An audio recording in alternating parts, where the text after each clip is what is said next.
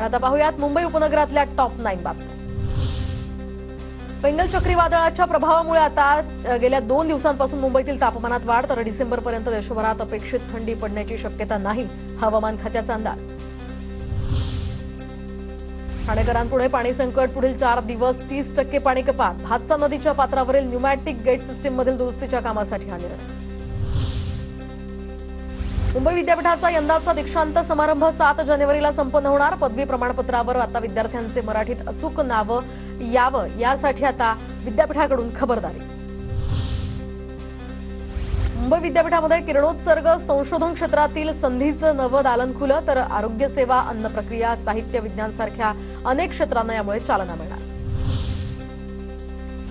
नवी मुंबई महापालिकेकडून आर्थिक वर्षाच्या 6 महिन्यांमध्ये मालमत्ता कराची 350 कोटी रुपयांची वसुली, पालिकेकडनं 1000 कोटी रुपयांच्या कर वसुलीचं लक्ष्य, तर लक्ष्य गाठण्याचं पालिकेपुढे आव्हान। मुंबई ते मांडवा, एलिफंटा, जेएनपीटी जलवाहतूक आता ठप्प। नेव्ही डेच्या सेलिब्रेशनसाठी आता इंडिया इथल्या जेट्टी 2 दिवस बंद राहणार। परिणामी मंगळवारी आणि बुधवारी जलवाहतूक बंद होणार।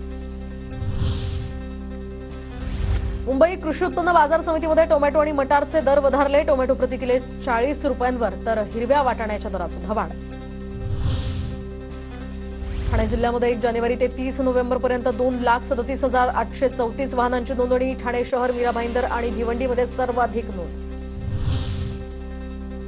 पश्चिम रेल्वेच्या खार रोड या ठिकाणी एलिव्हेटेड डेकची उभारणी, प्रवाशांनी रेल्वे रूळ ओलांडू नये यासाठी मुंबई रेल्वे विकास महामंडळाकडून उपाययोजना।